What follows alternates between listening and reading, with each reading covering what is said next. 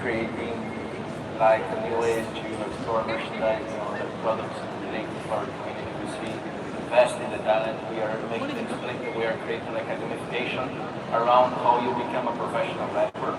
That in the future will be a game changer. So you can invest in the talent. Imagine investing in Messi when he was in your event. I think it will be a Mexican assassino.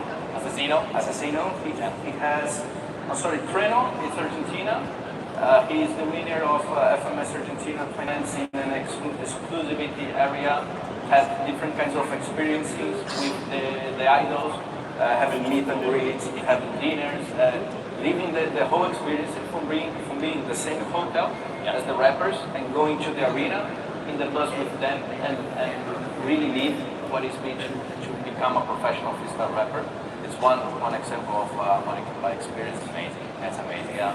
Jose, I mean, Pedro just mentioned about the metaverse idea. I think metaverse is a very good concept to also talk about. We have today a very good talk here. Yeah. So from your side, what do you think is the unique features of Fentoken? At the end, I think we are very similar industries. We have the same audience in many cases. And of course, we are thinking about very similar things in the metaverse.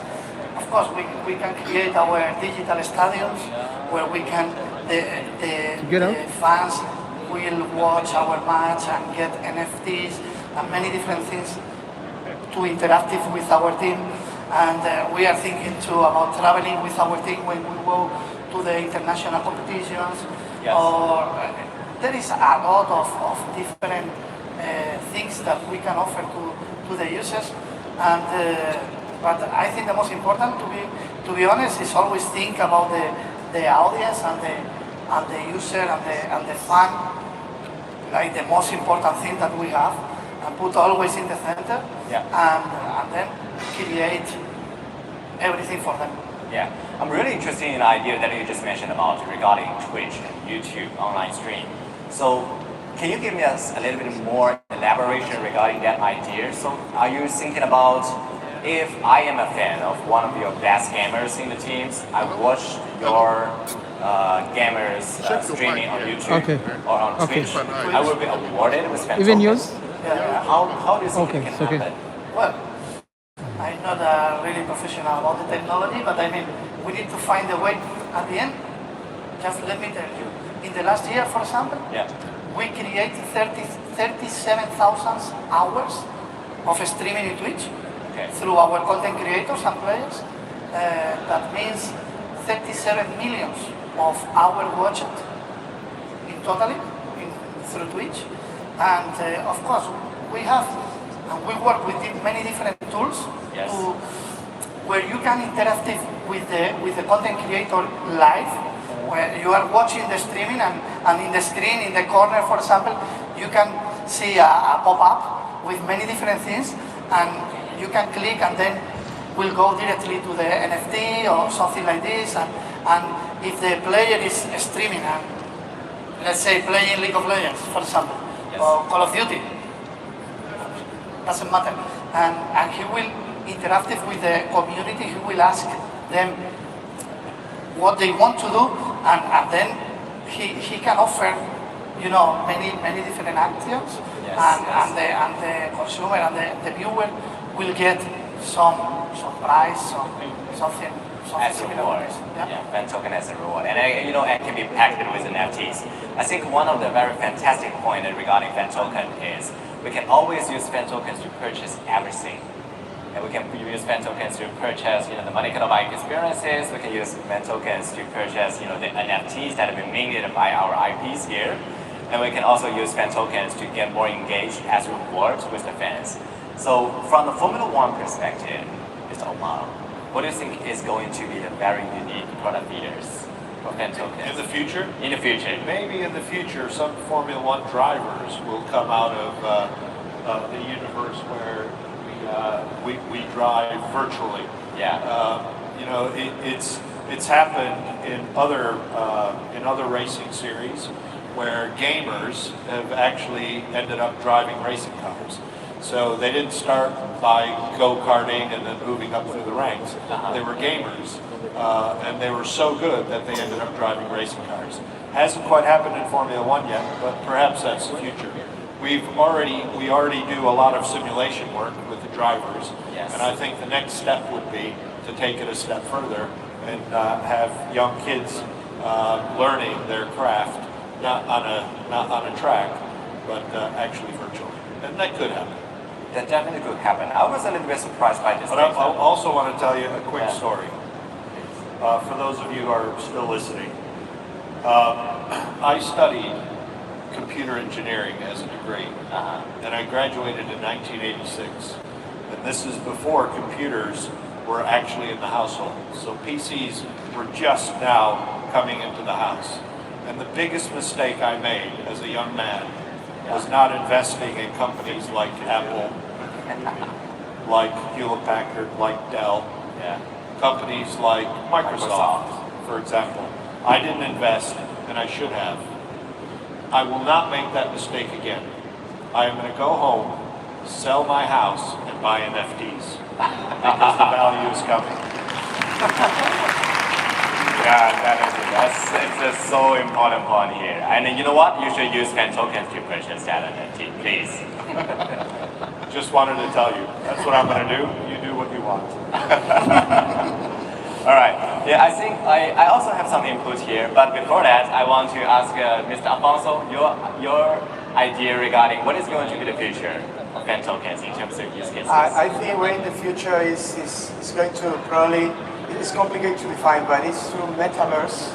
It's probably, as my colleagues already as well mentioned, is going to be one of the key facts, because it's going to be a place where you can buy the fan tokens, you can purchase things, you can buy merchandising, you can live amazing experience from there as well. And probably it will be also more challenging, because each of the users, each of the fans at the end will be part of it from the first second, because whenever they enter, they create their own, they will make the profile of each of them. They are going to provide the system, the platform, a lot of information, data. That also, with intelligence data managing, probably the platforms, the partners, the IPs could anticipate, for some of the, of the needs of the products that probably the users, depends on who is who, we could get access to each of them. So it would be amazing. Yeah, you know what? The platform is here. We do have the Binance platform already. Gentlemen, I think, ladies and gentlemen, Binance Fan Token platform has already been online for 6 months. If you have a chance, go to the Binance.com, and you will see already Alpine and the 3 other football teams there with different utilities in terms of votings, in terms of NFT purchasing, and now we are also developing our own product platform in terms of gaming, which will be highly integrated with gaming systems, blockchain gamers as well. So from my perspective, I'm a passionate fan of football. I'm a seldom gamer. I used to be a Formula One fan. Now I've been a Formula One fan again because of Alpine. And I think I can find fun. I can find engagement with my team, with the fan token as the intermediate. There's full potential here, and let's just trust it. All right, ladies and gentlemen, thank you so much. Big applause to our guests here, and we wish you the best of the day. Thank you.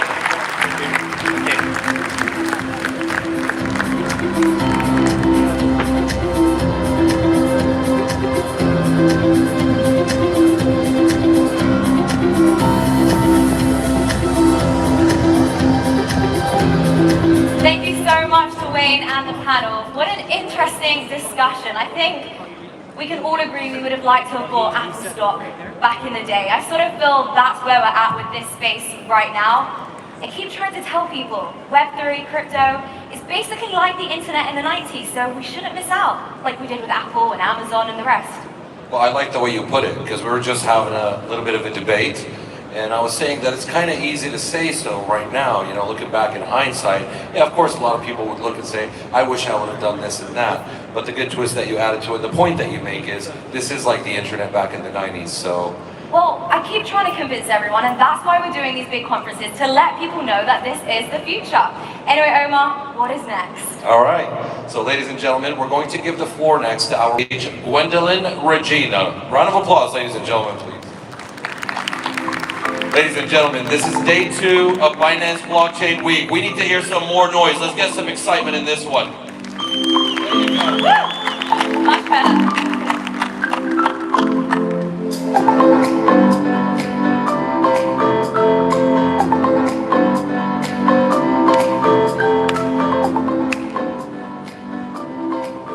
Thank you everyone. Good afternoon again. So my name is Gwendolyn Regina and I lead investments at the BNB Chain Fund. So another panel today, growing the blockchain ecosystem to 1 billion users. So that at BNB Chain, that's our goal, to really onboard the first billion users. So today we have a set of panelists who come from different perspectives, different backgrounds. We're here to hear them. So let's go down the line first. Introduce your name is here, what you do, but also what your company does. Great. My name is Munir Jalal. I'm the VP of Marketing at Certic. We're a blockchain and smart contract security company. And yeah, we audit many projects now. Thank you, Munir. Zoe. Hi, this is Zoe. I'm the Chief Growth Officer of Bifinity. Bifinity is the official fiat crypto provider for Binance and other crypto platforms. And we process billions and billions of volume every day. Thank you, Zoe. Brett. Hey everybody, great to be here. My name is Brad Harrison. I work on Venus. Many of you may know it. It's the largest lending protocol on BNB chain, where you can borrow and supply up to 30 assets. And we're available all around the world, so check us out if you haven't heard about it. Hey guys, thank you Binance for inviting me. And I am Vasco, I'm from Multi-Chain. We're the largest decentralized cross-chain bridge. At the moment we do around a few hundred million per day in volume. But we have around 6.5 billion in TVL. And yeah, a pleasure to be here. Thank you. So let's kind of kick off, right? Why the fairly arbitrary goal of 1 billion, and when can we get there? Zoe, I would love your thoughts to kind of take us through a little bit of the evolution of just the ecosystem of user growth. Yeah, sure. We'll talk about 1 billion user. So we look at the Web 2. Who have the 1 billion user? Facebook, TikTok, YouTube, Instagram, WeChat. Those have 1 billion users. And how long does it take them to reach 1 billion users? Facebook take 8 years, TikTok take around 5 years, and others between 5 to 8 years. So in terms of when we will reach that for crypto industry, I would think 1 to 2 years. I know it's aggressive, so let me explain why. So there's 3 patterns we need to be careful of the whole trend for 1 billion user. The first is that they're free. The second, they're social. The third, they're the real simple use case, which means people use Facebook, use Twitter, use Instagram every day. So when we want to make crypto 1 billion user use case, we need to make sure people integrate with crypto. They want to spend time on crypto every day. So actually, the reason it's approaching is, if you see all the panels today, you will see actually NFT, fan token, like financial, DeFi, everything. You see, people could now play games on blockchain. People could buy music NFT. People could trade NFT. People could, like fashion brand like Vogue, and also people could do wealth management on blockchain. People could do the crypto payments. So every use case is now approaching blockchain, and every people is actually taking action. So that's the reason we think it's approaching 1 to 2 years. Yeah. But let's hit the ground, right? How many crypto users do we estimate now? This estimates everything from 100 million to 300 million. Where do you think estimates are? So yeah. I would say that we're around a few dozen million, but... Wait, how many? 10, 20 million, something like that. Only? Crypto users? Yeah. I mean, active crypto users. Okay, active. Yeah, that's the difference. Yeah, okay. Yes. But yeah, I believe that we'll continue to see huge growth. Like I believe that we are in a very infant industry at the moment. I believe that we'll see exponential growth moving forward. I mean, we are in a much better situation than we were a few years ago in 2017. Right now we have projects at work, we have capital, we have gamified projects, we have a lot of users and institutional users. And right now we don't have only white papers, we have projects that actually work. So yeah, I think we are at the right point in time to start attracting a lot of users. But Zoe, to your point, you mentioned several use cases. It seems as if there's an assumption in what you're saying that all the use cases from Web 2 will come onto Web 3. Yeah. Do you really think that? Yeah, I really think so. That's really actually so you see all the panels today, they all very exclusive about the Web3, crypto, and everything. I think here we're all very bought in to our own narrative. Yeah. Continue. Go ahead. So I think the key here is like, okay, for our business, we're the fiat to crypto business. So we actually see the huge needs from the market who actually need the fiat gateway to onboard users. The fiat gateway will have two parts. The first is the channel itself. The second is the proper KYC to be very compliant. So we will think that as long as we provide such infrastructure for different either crypto projects or in traditional projects, actually crypto could be inserted in traditional apps and the crypto merchants who accept the traditional payments from the traditional world. And then it's a merge of the two business will actually have huge growth in the future. So 1 billion users is a really important milestone, of course, but another way I think about slicing this up is in terms of DeFi TVL. So right now we're about 200 billion TVL for DeFi. That's out of 200 trillion, I think 200 trillion for the total global monetary supply. That's about 0.1% penetration of the total monetary supply. And we have so much to go because there's really remarkable value in using DeFi. And what Zoe is telling us is one step of onboarding people to getting there. And there's, we've come so far, but I think, in terms of the user experience, we still have so much more work to do because, for those of us that have been around and are kind of crypto OGs, if you use MetaMask or whatnot, the fundamental experience hasn't changed much, right? The next billion users, I'm not sure that they're going to be touching these wallets, right? The whole experience of using the wallet might be obfuscated to the users because I'm not sure I see my parents using MetaMask or my parents understanding what liquid staking is or rebase tokens, right? There's amazing value in all of these innovations, but in order to get to the next billion users, I think really we have to plug in this infrastructure into the big banks and let them pass on the value to the larger segments and let them abstract a lot of the complexity away because it's complicated for people, right? But of course there's a lot of work left to do. I think on top of that, none of us thought we would be where we are today. The amount of progress we've been making is extraordinary. So the speed has been growing faster than you imagined? Absolutely, and I think we might be accelerating at the pace. The pace might be accelerating because if you look at, it's thanks to Apes in part, right? This is waking people up to the innovation of NFTs and letting people kind of shine a new light on what's possible. But I think from there, that'll unlock a lot of use cases that inspire people to use NFTs in DeFi, whether it's through staking or taking loans out through your apes. I think this is going to be the next generation of using NFTs, is bringing it to a protocol like Venus, where you don't have to sell your NFT, you stake it, it produces yield, or you deposit it, and you can take out collateral against it. So it might be the apes and the punks that start waking people up to the possibility of DeFi. Yeah. So we've talked about several use cases, right? And talked about speed. For you, Munir, what do you think about the speed? Has it grown faster than you imagined, grown slower than you imagined? I think that certainly it's not linear in my mind. I think the idea that we've created an ecosystem where there's so much integration points, it's also created opportunities to develop at a faster rate. That's the good news. Unfortunately, the bad news is we're running at a very fast rate. And along the way, giving you my point from a security perspective, we have issues, right? We come across major incidents out there in the industry that make us all pause and think, are we going too fast? I think, it's certainly not linear. It is moving at a faster rate.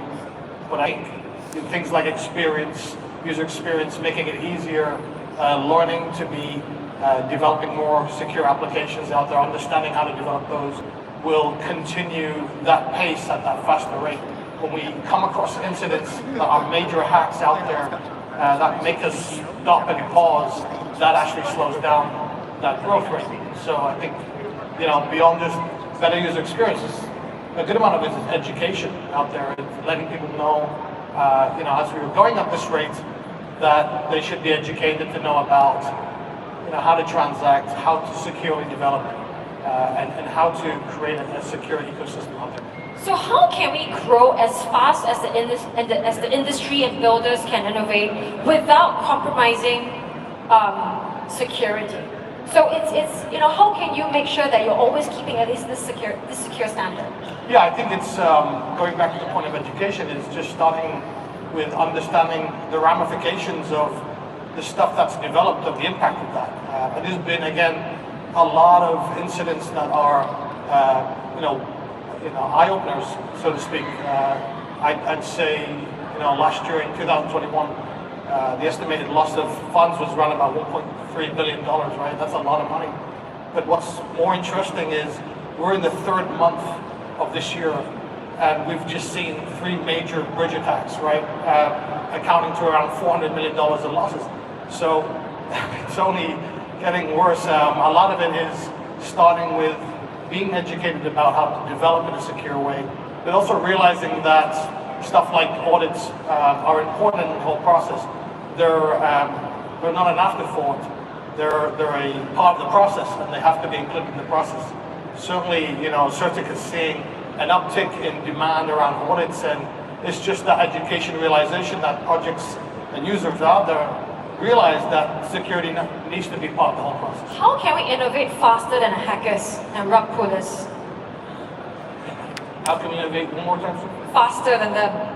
Because a lot of it is not just like education. I mean, education for sure is one huge part. Right? But my question also is that hackers constantly innovate and find new ways to exploit. They will. I mean, it's a cat and mouse game. Sometimes you're always chasing the hackers. But I think if people realize the impact of a hack and they look at the magnitude of the hack, they realize that the investment to protect themselves in that whole process must be done earlier, much earlier. Because the cost of hack is way, way larger than what would be the investment in developing a secure way. There's a kind of balance between user experience and security and education in the whole mix, right? To get it all correct, so you actually do have security to be as part of the whole journey. It doesn't slow down the journey, right? I think the way I kind of describe it to people is almost like the brakes of a car. The brakes in a car are not there to make you slow down. And actually, they're there to make you go faster. So security in a way is like the brakes of the car. It's there to stop you having a collision. So it needs to be integrated into the whole process, so you know that you can understand the pitfalls of security issues, know how to securely code and put stuff out there, so you don't get into a situation that's a multi-million-dollar hack and it's too late. So picking up on the how can we be faster than hackers? What I really believe and what Multichain believes is that we don't need to be faster than hackers. We need to work with the best hackers. And so we work, we have a bounty in Immodify of 2 billion for if somebody finds a bug in our contract. Have you given many out? These bounties? 2 million, it's the maximum bounty. Have you given out many? Yeah, we've given bounties. So yeah, but we also work obviously with auditors. We do audits every 3 months in order to make sure everything's all right. Obviously, we're also building a security fund with 10% of our fees.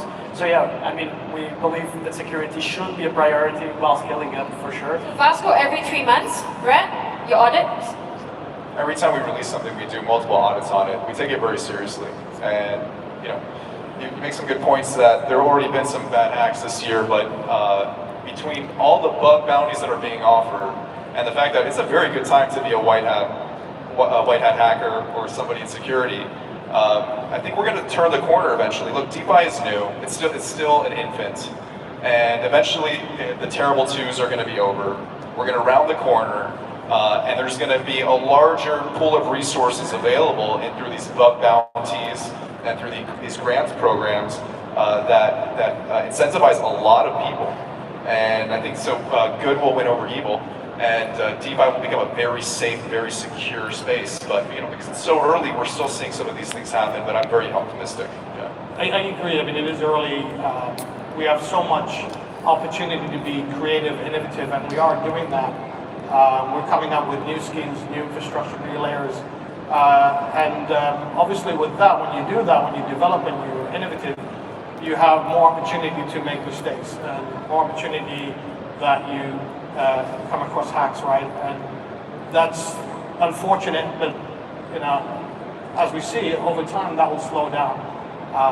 Hackers, though, just to make this point, hackers will always be smarter, will always think ahead of the game, and we're always going to be developing. There's nothing going to stop that, right? So there's always going to be situations where hackers will find opportunities to circumvent the situation, in the ecosystem that's up.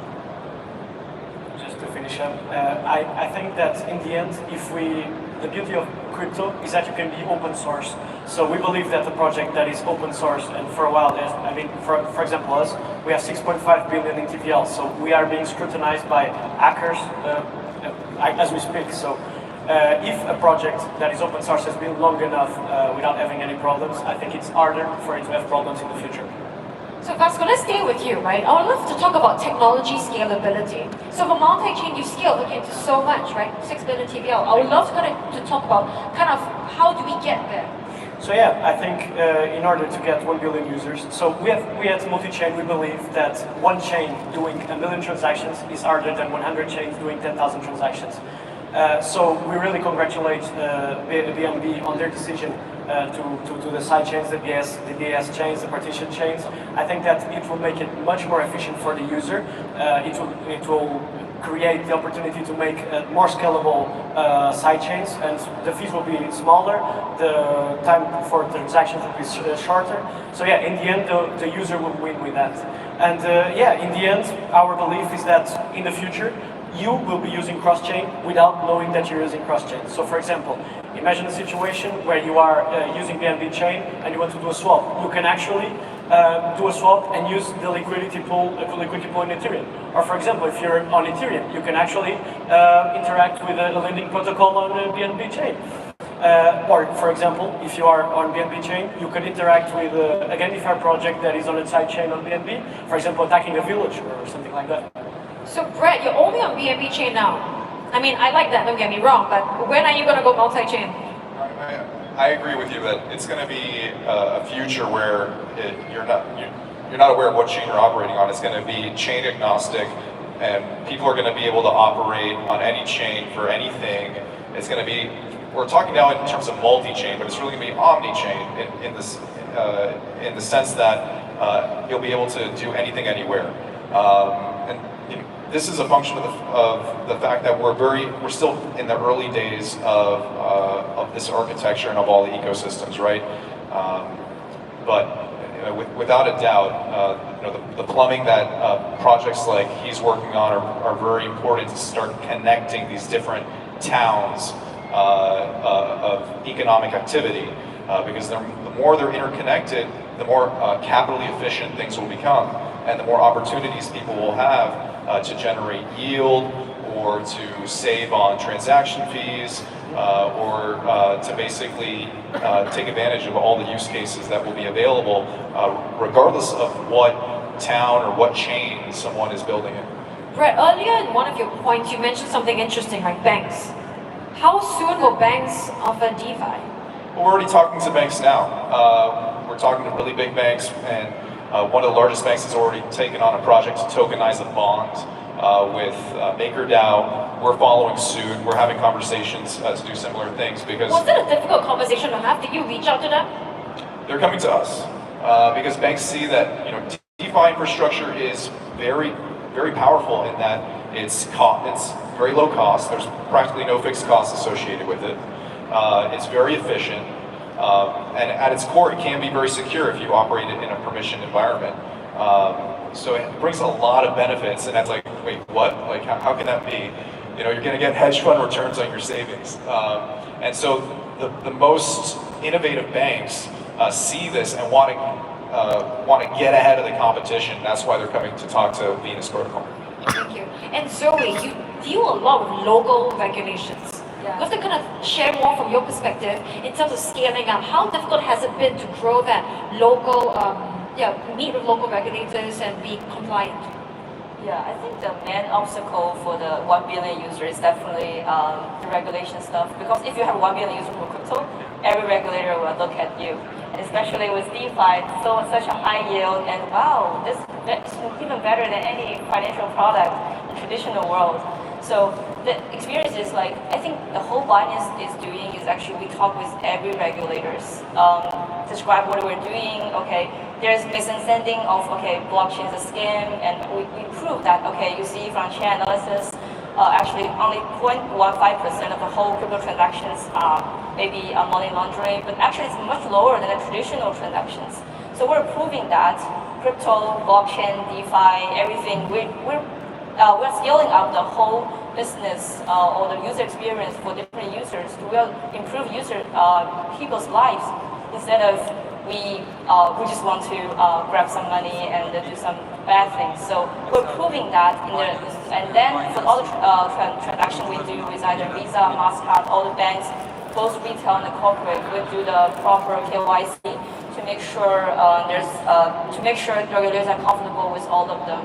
I think since we're the leader in the industry, so actually we're pushing this to make the standard for everyone else, like even small DeFi projects to follow and easy to talk with regulators when the industry grow. Yeah.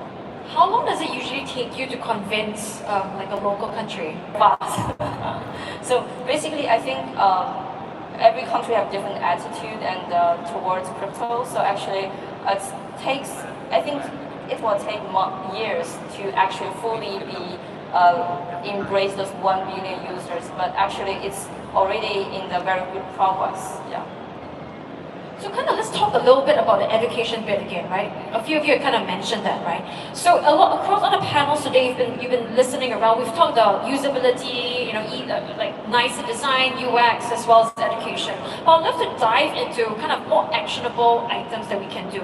So collectively now across your own ecosystems and your projects, what are some of the stuff that you are trying specifically to educate users more, like security, for example?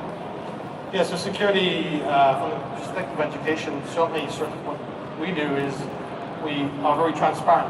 We build trust across community, and we're there to educate on, as we go through the process of looking at projects, to educate the community on what is risk, what is not risk. And we have... What is not risk? What is not risk is somebody that has done a really good job in being able to develop in a very secure way and has not contained any security vulnerabilities in their code. They're also ones that have good founders and good project owners. So one of the things that I like you mentioned KYC, because one of the things I think is a missing link beyond audits is KYC. We've seen a tremendous amount of rug pulls have happened, and it's only going to get worse, right? And so understanding what's really the agenda for founders, their background, where they're coming from, is part of the whole process for us.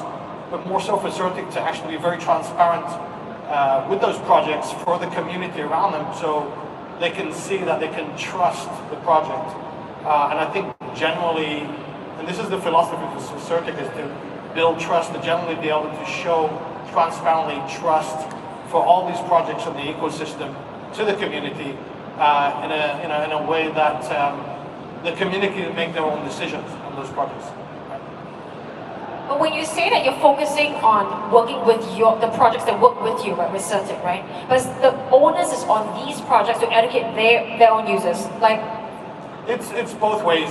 So they're looking at Certic to be accredited to do the assessment, to look at what is at risk or not at risk, but we're working with those projects to get them to a point where they are trustable and they are low risk. And that could mean, fixing problems in their projects, fixing the code, recommendations to what to fix. But really, it's a mutual agreement that we go through this process and and really be transparent, expose what the result of the audits are for not just for themselves, but for the entire community to be able to come and take a look at that themselves, right? So that's one of the beauties about what we do at Certic is we have thousands of projects that are there on our leaderboard, and so people can make their own decisions, do their own research, and look at the project. By giving them the information around risk, they can make those decisions in a better way. From a user experience perspective, I'd love to move to Vasco, right? So you talked about how people should ideally not know which chain they're on and stuff like that. For multi-chain now, you still have to choose your chain at this point. What would it take from a user experience perspective, design, right? For the next step, for you, step change. So yeah, we at Multi-Chain, we want to be the backbone of cross-chain interoperability. So we really want to be a set of tools that projects can integrate and create their own UX, their own UI. And using that UI, a user can use specialized, so for example, let's imagine, for example, in Phantom we have Spooky Swap that has integrated our Rage Spirit Swap. When you're using their DEX, you know, okay, this DEX you can bring from many of these chains and it's specialized, you know, and it's easier for the user to use, because we believe that education comes together with ease of use and the UX, as Brad was saying. We really believe that if the UX is simple, if the UI is simple, it is much easier to explain to the user what they're doing. So in the end, I believe like Brad, that we'll see an omni-chain future. I believe that a user could be using, for example, some sort of aggregator or cross-chain aggregator. Without knowing, they could be trading in several chains, in several DEXs. Who knows? Like, the possibilities are endless. In the end, the limitations are the imagination of the project builders. I would love to ask, will crypto and blockchain not reach 1 billion users? So Zoe is very confident, 1 to 2 years, right? How about the rest of you? Is there a case, an argument for blockchain not reaching 1 billion? I don't think so. I mean, it's like... I think I need to ask, like, you know, old SEC people or something, maybe. I mean, we're definitely going to get there. 1 to 2 years, I don't know, maybe 3 years, but people are going to start demanding this, especially from a DeFi perspective. I think the path to 1 billion users is going to be paved by DeFi.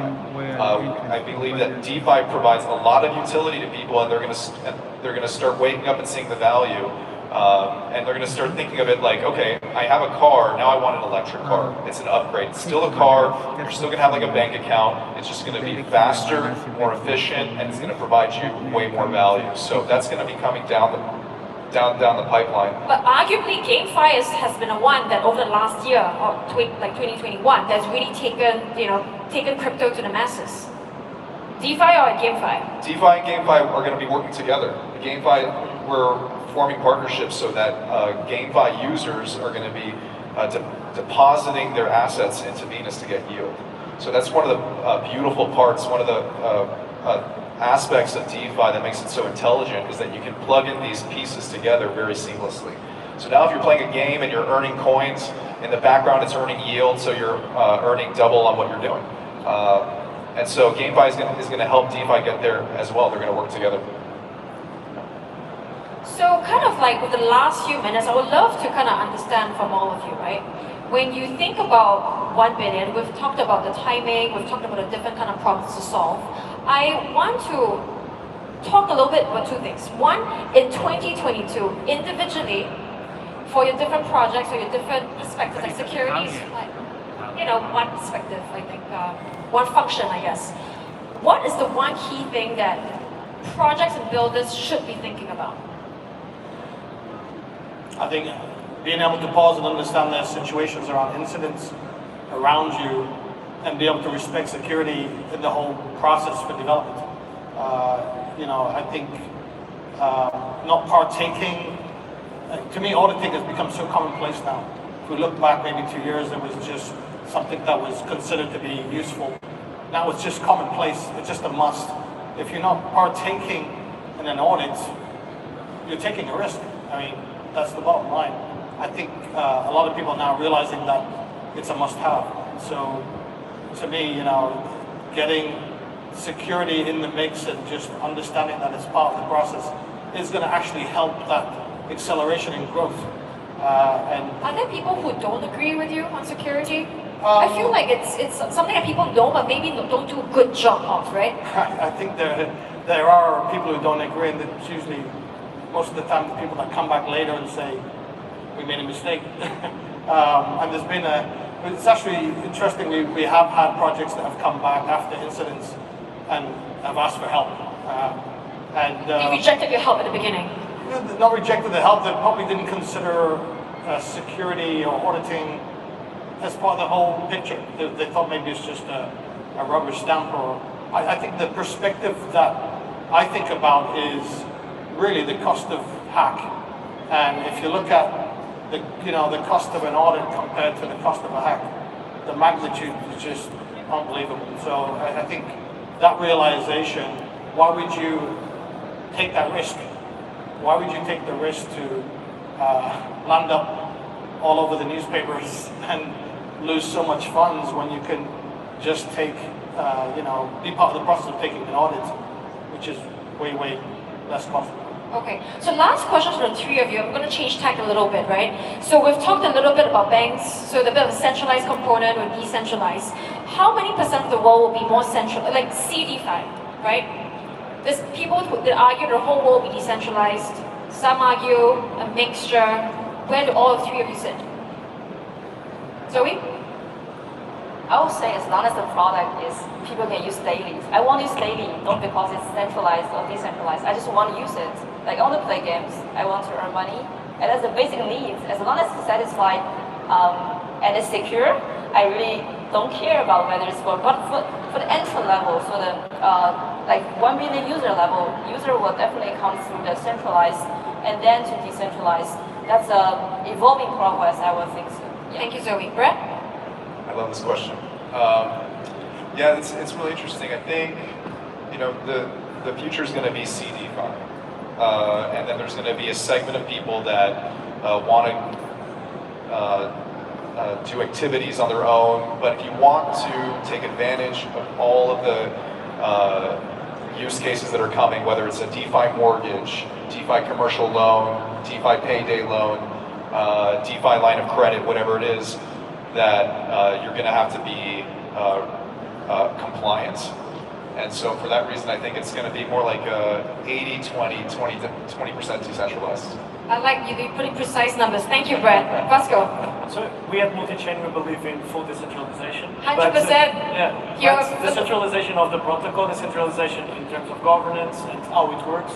But in the end, any centralized bank or whatever can use our platform. So in the end, it's being decentralized, it's open for everyone. So and I mean, even a centralized bank will like that it's decentralized because in the end, it's safer. Perfect. Thank you so much. So thank you so much, Vasco from Multichain, Brett from Venus, Zoe with Affinity, Monier from Cetic. My name is Gwen from BNB Chain Fund. Thank you so much.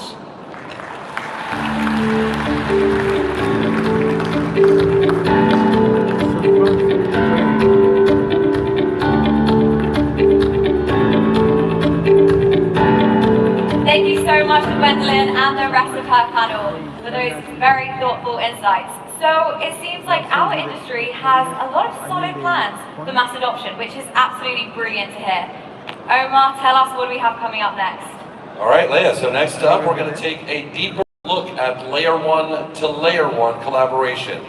Let's see how to grow blockchain and create new multi-chain use cases. Executive Director of the BNB Foundation, Uri Faricio, is moderating the next session. So ladies and gentlemen, please help me put your hands together for the next panel.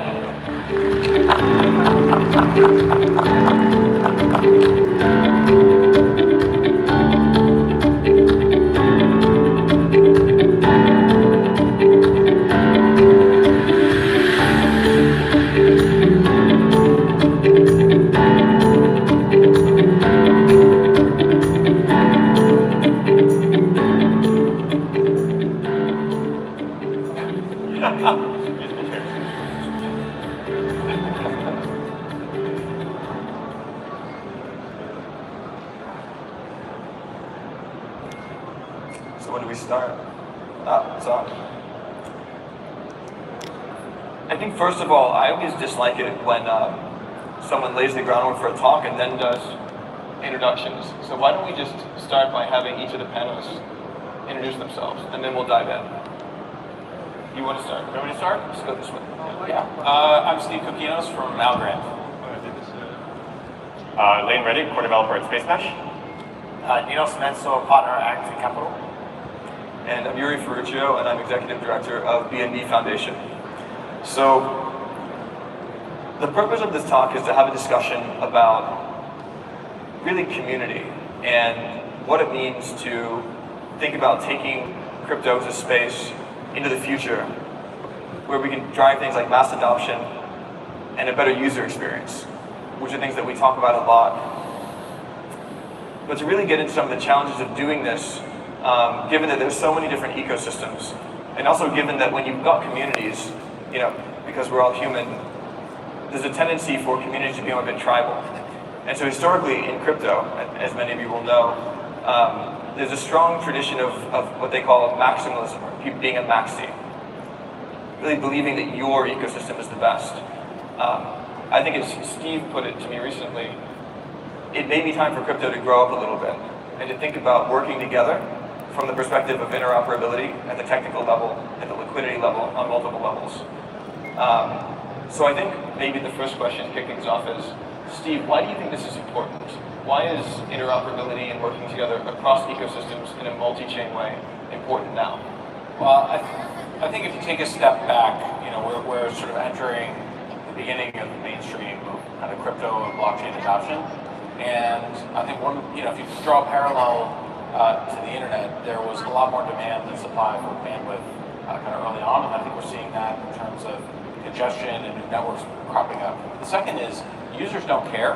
As we get to end user retail applications, people don't want to know what technology is underneath it. When you fire up Netflix, it's not clear that Amazon Web Services is powering that. And so I think, you know, I really look at it from the standpoint of user experience, where we need to get Web3 experiences to the same place the Web2 experiences are.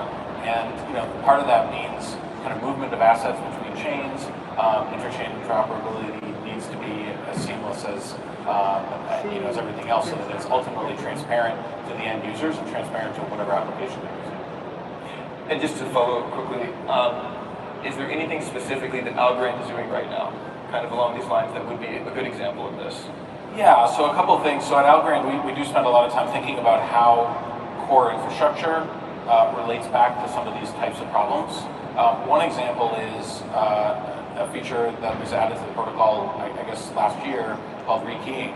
So the idea being, you know, once you have an account set up and you're used to using an application, you may have, for security reasons, the need to kind of change your private keys, but you don't necessarily want to set everything up again.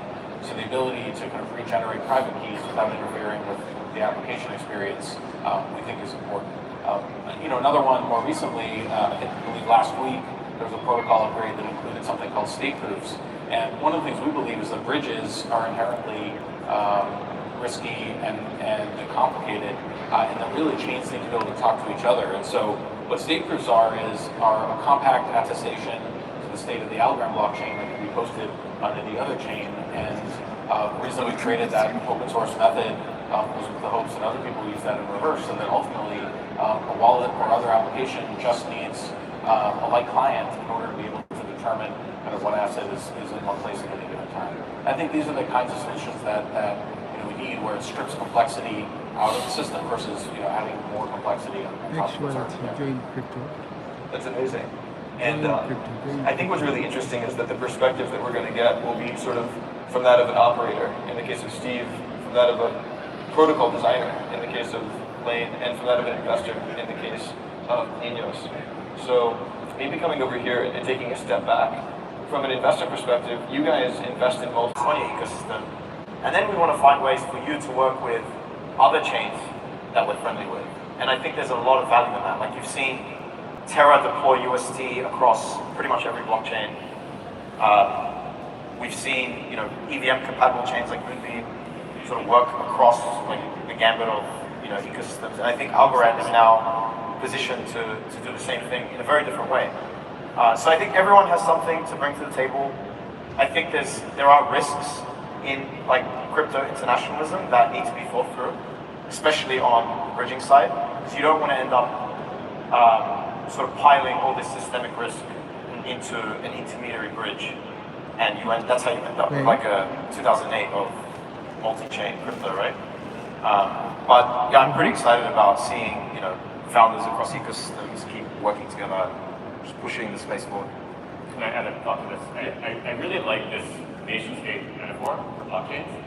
It's not perfect, but blockchains and their respective ecosystems sort of more resemble nation-states than they do pretty much anything else. Certainly more than they resemble like traditional companies, right?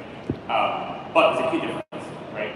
Nation-states, by definition, are zero-sum. Why? Because territory, and to some extent people as well, right? I mean, we see this play out all over the world all the time in geopolitics.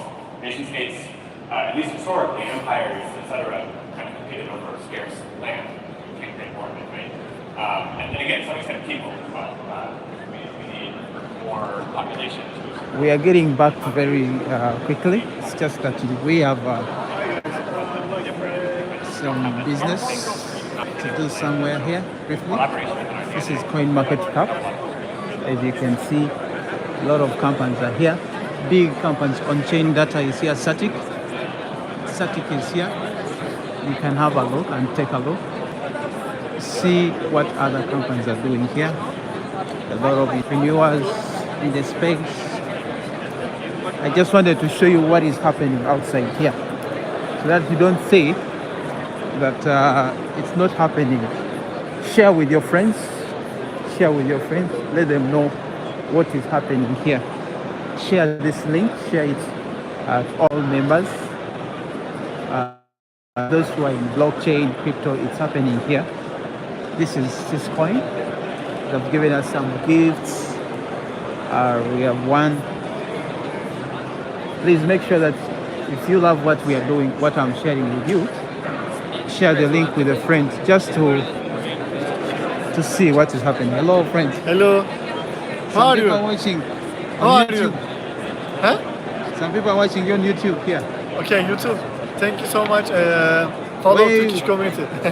Hey, What is your name? Mulondo Daniel. This is so cool, man. You're See from you. I am coin engineer from Turkey. Turkey? Yes, from From Turkey. Uganda. Where are you from? Nile One Academy. Nile One Academy. Where are you from? Uganda. Uganda. Wow, Uganda, cool. Africa. Okay, thank you so How much. have you found so far the blockchain, Sunny? It was so good because I know because I see all our investment projects. It is so good things. I think everyone come to here. Exactly. Everyone have come to here. Thank you, Okay, brother. Thank you so much. So you guys share with the friends. Invite your friends to join. If you really want me to keep sharing, I mean, streaming live and showing you what is happening. We need to have more people here joining right now. And then I take you around in different pavilions. This is behind the scene. Behind the scene. Thank you. So talk to me. Share with friends. If you like what we are sharing, please invite more friends to join us.